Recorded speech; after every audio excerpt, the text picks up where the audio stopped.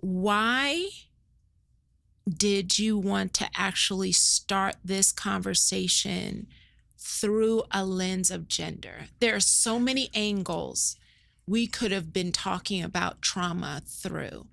Why did you want to do it through the lens of gender?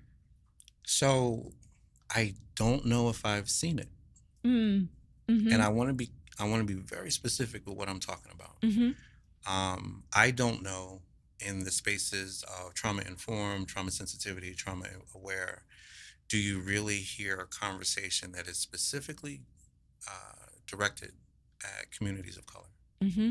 right? Mm-hmm. And also, you don't really hear a lot about application, Right. right? So you get this really beautiful theatrical theory, didactic, multisyllabic word conversation, which people are like, huh, what?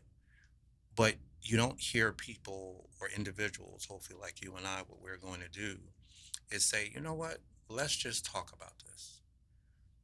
In none of my research have I seen it talked about coming at it from a gender standpoint, Mm-hmm. right?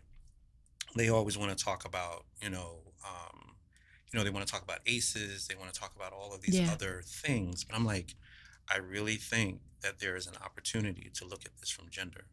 They've always said, what is it? Men are from Mars Mars and and women women are from from Venus, Venus. right? So if we Mm-hmm. use that just as a premise Mm-hmm. and we understand that there are differences between men and women, then there has to be fundamental differences with how we see trauma, how we experience it, Mm-hmm. how we store it, and how we express it. And I even lean in that not even just based on who we are as genders in a biological context, but in a social Mm-hmm. construct, how it's delivered, and then how we're actually told to process it or suppress it. So if we can like just really jump into it and unpack, like when you are thinking about this conversation from a male or boy perspective, Mm-hmm. how would you articulate that society delivers a message of process or suppress emotional intelligence, emotional wellness?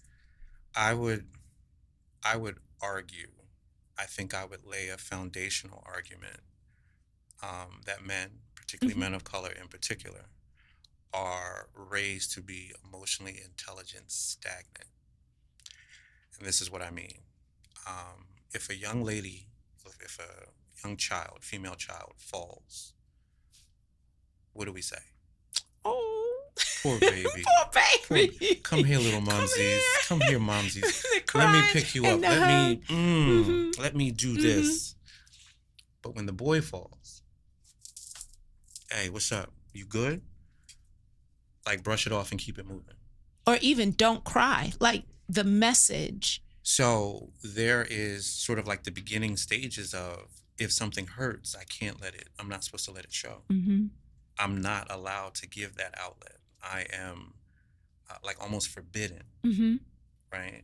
So I would say that it starts from a very early Mm-hmm. age. Mm-hmm. And we have to be clear about there could be a connection that some of the family traditions, expectations, societal norms that we have come back from other places and spaces.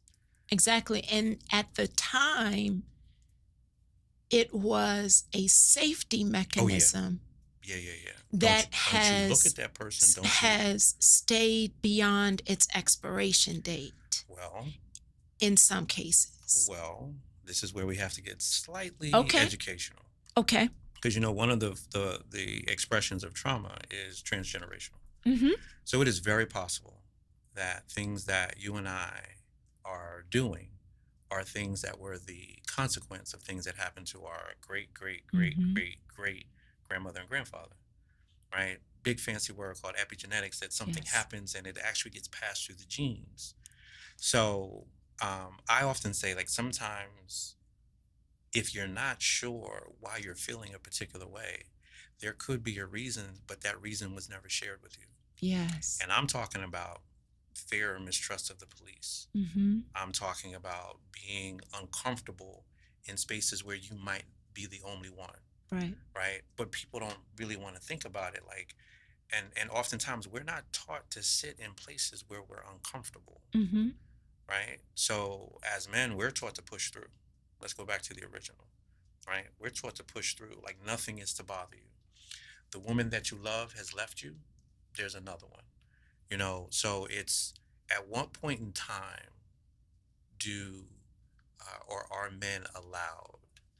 And then where I really struggle is if we're told to be like emotionally, like the rejection of emotion.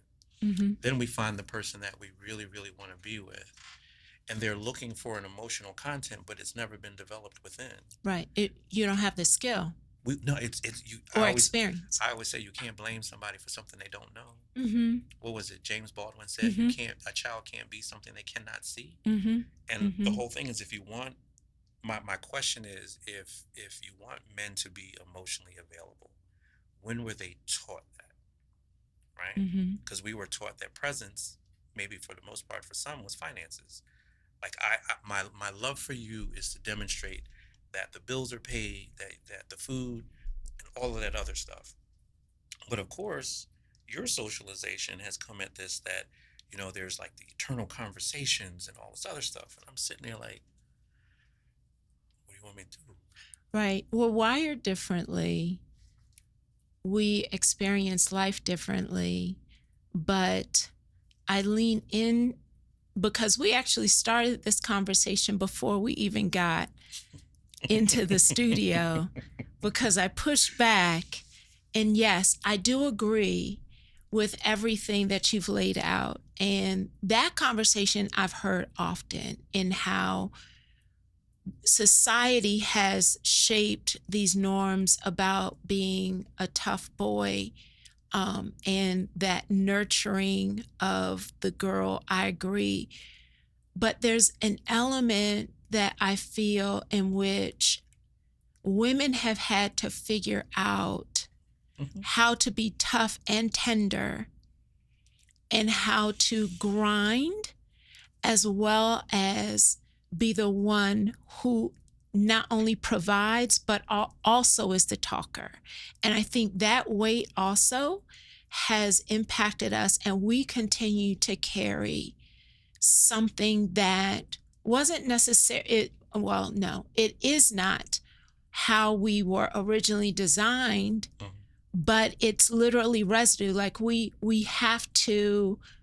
got to figure out how to provide and do the talking, make sure everybody is feeling okay, and hold it together. Because if I'm too emotional, then I'm weak. If I get upset, I'm the mad Black woman. And it becomes this crazy complex thing that in two camps is hurting humans who don't have the skill set to really understand how to see one another, Right. create space for each other. Right. And that's, I agree wholeheartedly with everything that you just said. Because for me, I'm trying to understand, where did we lose our community? Mm-hmm. Mm-hmm. Like, where did we lose our support systems? Even when we didn't have family, we had community. We had community. I don't even know if we have community anymore.